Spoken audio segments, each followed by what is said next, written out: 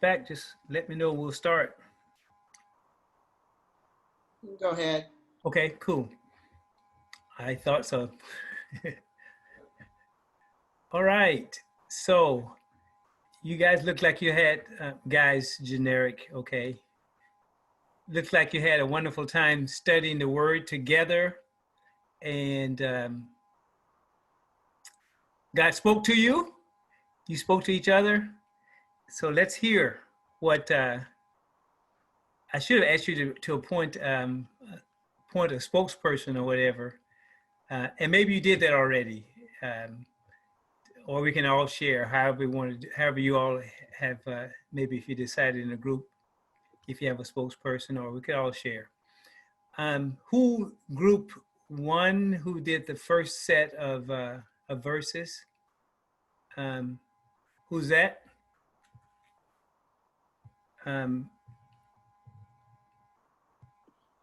Supposed to be. That's our group. Go ahead. Who's that? Keisha. Keisha. Keisha and Keisha. No, not Keisha. Andrea. Not that Keisha. Okay. Keisha Pittman. Yes. Okay. And LaShandrea and Denise. LaShandrea. Okay. Excellent. And you, Denise? Yes. I bet they appointed you spokesperson, did they? Nope. No. All right. Okay, let's talk then. Already, let me tell you. Okay. All right. Well, you all got about 3 minutes to give us some of your observations, interpretations, and applications. So let's, I don't know if you broke it up into, each of y'all did like 2 or 3 verses each or whatever, or how you did it. Keisha Pittman, Denise Willis, and LaShandrea. LaShandrea. LaShandrea. Who we observed, Jesus, Simon Peter, and the disciples. And Keisha also asked about like who betrayed Jesus, which was Judas. So we included that part too. And then, okay.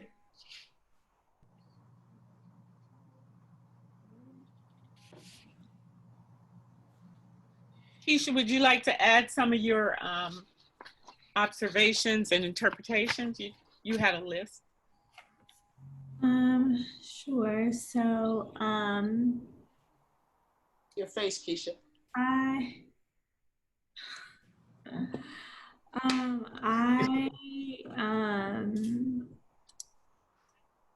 observed that so Jesus wrapped a towel around him and he used that to wash their feet, and they include his disciples.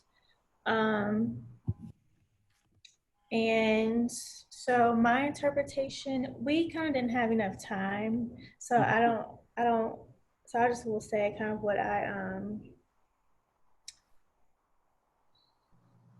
Okay. So I interpret that this is Jesus serving his disciples, and that this is kind of a symbol that they are a part of him. Can't necessarily get too deep into what that means. And so it says that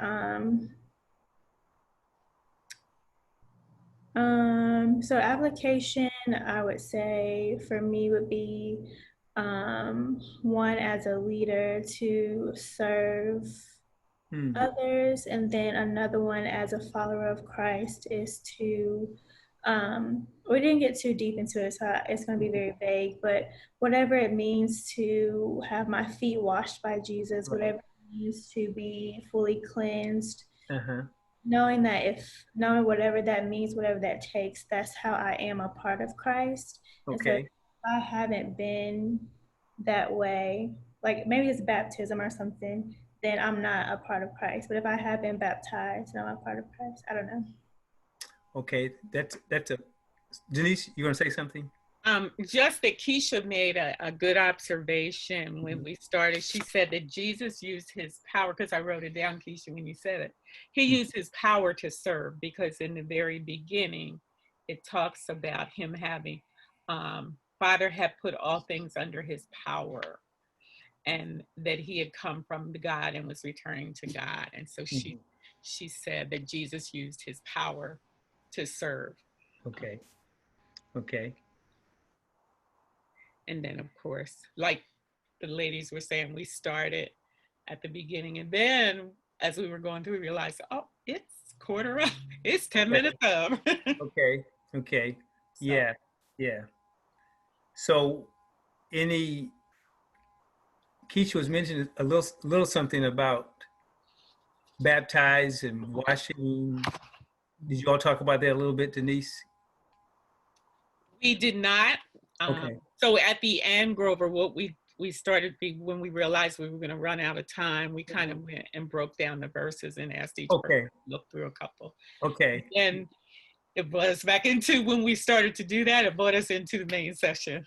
Gotcha. Okay. Yeah, because it's so good that Jesus explained foot washing and the washing, and he said, if you've been washed, you're cleansed, you're already clean, and just your feet need to be washed. Basically, he's saying, and he said, not all of you, meaning Judas was not. So he's saying that this is an example for you to follow, to serve one another and to forgive one another, and that we've been clean. He who has been washed is clean, mean that we have been forgiven, but we also need to confess and be cleansed in fellowship as often as we need to, but we have forgiveness. We're already cleansed by his blood. We're clean. Once and for all, yes. Once and for all, we're saved. And he's not really saying that baptism by water is what saves us, or water is what saves us. It was just an example of, as you're walking through life, you stumble and have challenges and you sin and you confess and you're forgiven. His forgiveness is so rich and abundant. His loving kindness. Just the feet were so dirty and filthy. Right. So are we. That's right. In us. Yeah. Yes. Yes. And but the main thing he's saying is that you're already clean, you're already forgiven, you're already saved, you're already part of his family, his disciples. But as you are, there's times when you get dirty and you do need to confess. Right. Good. Next group. Thank you all. Good job.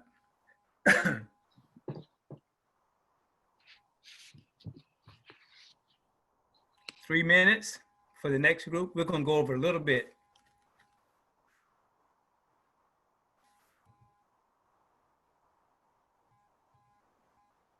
What was the range for the next group? Like, what were the lines? You all were through, Denise, through line 14, page 42 through line 14. Is that correct? Denise, your group? Yes. So the next group should be page 42, line 14 through line 43 of line 7 of page 43. All right. Thank you. 14 through 7. Yep. On page 42 and 43. All right, let's share some observations, group. Maybe interpretation, application. First of all, who's in that group?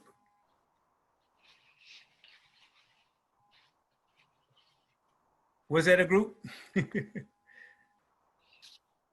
We had a little bit of a lack of clarity about a couple of groups. All right, so we didn't have anybody there. How about you, Grover? You just asked them to share.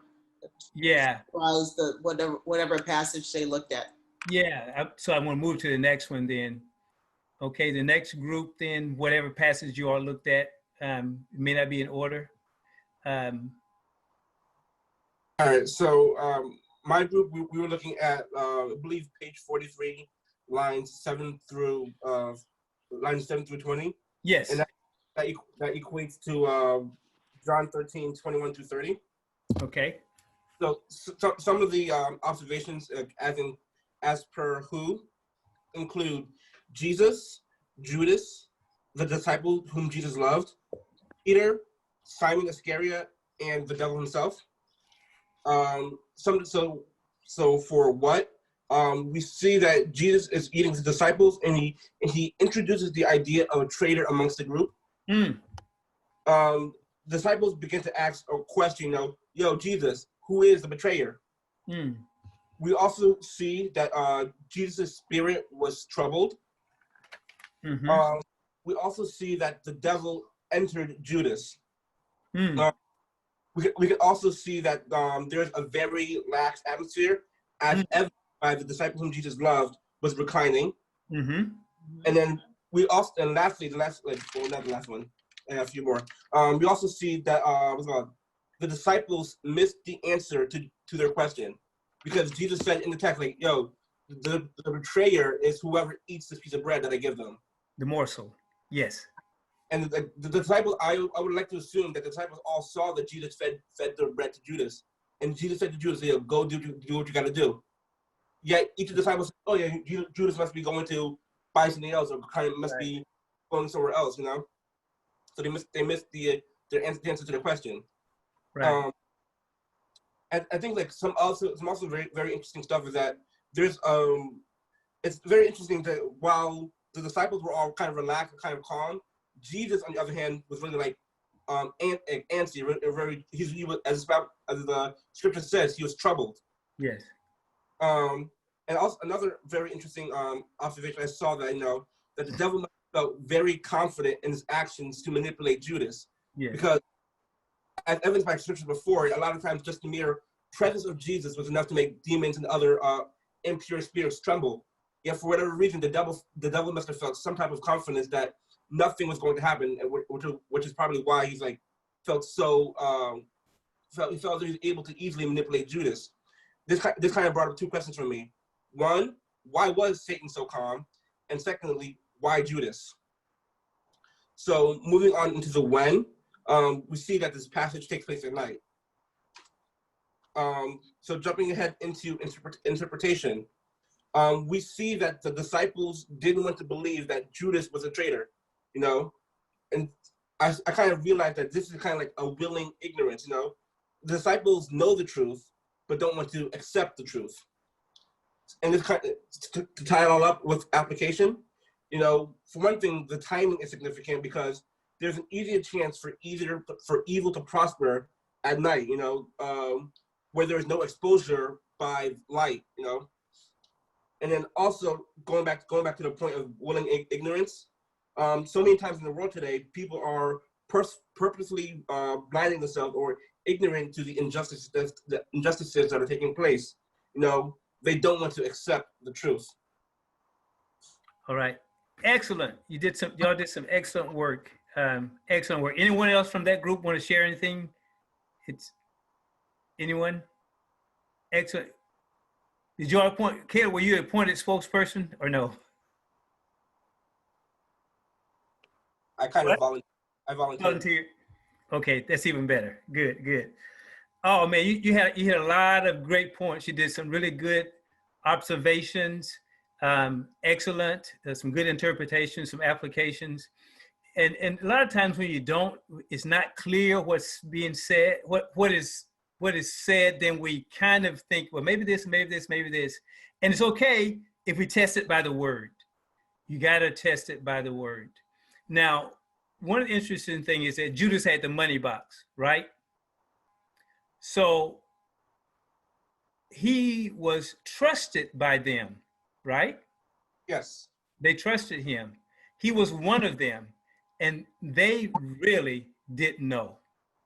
It was not actually, and I'm not disagreeing, it's just as the scripture shows us, and Jesus said they didn't know what's happening. They didn't know they thought Judas was going to go buy some food or something for the Passover. So that part of it, Caleb, I wanted just to address that because the observations you did were excellent, and just keep following those excellent observations. And if there's something that you kind of not clear, you could state it, but have a chance, take a look at some other things and some other thoughts and other resources, I should say, that will help you. Yeah. Anyone else want to jump in about anything, Jimmy, so far before the last group? We good? Okay. Keisha Wilkinson, your group, the next, and Rebecca and whoever else? Yeah, we had page No. 43, line 20, and then page 44, line 12, which in the passage is verses 30 to 38. Okay. And the passage is centered on a dialogue between Simon Peter and Jesus at night after after Judas had left to do what he had to do. And for us, one of the questions that came up during our interpretation was, why did Jesus leave a new command, and what command were they following before? Because in line 34 it says, a new command I give you, love one another as I have loved you, so you must love one another. So that just brought up the question, like, why did he even why did he leave a new command since he was like leaving the earth? And a couple answers that we threw out there was that, one, it kind of relates to like the Old Testament when he first laid out the 10 commandments, the most important commandment being like love God, put him above all else, and then also like loving your neighbor. So now that he's leaving, he's emphasizing the importance of like loving your neighbor. You can't love God without loving your neighbor. And then another thing that we brought up was that it also could possibly relate to the relationship of like between the Jews and the Gentiles and the Samaritans. When Jesus was on earth, it was focused, the ministry was kind of focused on like the Jews, and like the Jews didn't really, they had a lot of tension with the Samaritans, and they had a lot of tension with these other people from like different nations. So now that Jesus died on the cross, he died to save the whole of humanity, including the Gentiles. So one thing that we said is that him leaving them that command was like, okay, now it's salvation is not just about you, but it's also about loving your brother, one who you previously saw as lesser than. So including like loving not just Jews, but also the Gentiles, which you can apply that to today with us just like loving everybody regardless of like race, gender, just like all across the spectrum, like loving people and their differences and their background, socioeconomic statuses and things like that. And then we also saw a lot of, well, one, love is emphasized, and then towards the bottom of the passage, it shows us like we have to have humility, and also we have to have patience, because at the end, Peter was like, why can't I follow you now? Like he wanted to go with Jesus now. And we talked about how even before, like he was the one who cut off like the ear of the soldier. So if he would have if the disciples would have known like exactly what was happening, they would have tried to stop it, which would have messed everything up. So like you have to be patient and know there's a time for everything, and just wait for God at your appointed time, and like for his glory to be seen in that sense. And then the last thing was about humility, because Simon Peter was like, oh, like I'm gonna lay down my life for you, like I love the Lord, but then he denied him 3 times. So that just shows like we have to have humility. And a lot of the times, like when we don't like live according to like what we think the word and like what we're supposed to be doing, like a lot of the time the disappointment is on ourselves. Like God is disappointed at us as well, but like more of the time it's like us who has that disappointment. So just making sure that we speak with purpose and truth, and making sure that everything that we say, like, you don't want, the Bible says like, yes, let your yes be yes and your no be no. So don't just speak and like not stand upon the word and like what you want to do. So yeah. Excellent, excellent. Anyone else from the group want to share anything? From Becca's group, anybody else? That's great. I mean, excellent observations. And this passage, John 13 and 1 Corinthians 13, are the love passages, right? Think about it. It's love, love, love. Now, the verse that you mentioned, Rebecca, John 13:34, where it says, a new commandment I give you, that you, what does it say? That you love. I should have said verse 13:34, but it's just in my mind because we're doing the manuscript. Sorry, love just as I have loved you. That is, how is that new? I guess that's what we ask. How is this a new commandment? Because we know Old Testament love, New Testament, love Jesus. Everybody's understanding from the Old Testament as well as from the early part of Jesus's ministry that love is a critical part of who he is. And John 3:16, you love the world, right? So what is new about this commandment, which is a great question, is he said to love how? How did he say to love that was new in that commandment? In that verse. What's the end of the verse say? As he have loved us. Yes, yes, yes, yes, yes, yes. That's the newness of that commandment. That's what's new, that we love just as he has loved us and loves us. And how is that? Serving, washing feet, his disciples, providing for them, and cleansing them, forgiving them, giving them new life, giving them purpose, and bringing them into his family, and dying. Love, that's the kind of love, that's the newness of the commandment there. All right? Excellent work. So it's not something that's way out there, do all this study to find out. It's right there in that verse. He says, the new commandment, that you love just as I have loved you. That's the new part of it. You follow me? Is that clear? All right. It's at 9:13. We're going to turn it back over to Kayla. You all did great work. You can study further. This is excellent. Observation. Context. All right, Kayla. Thank you.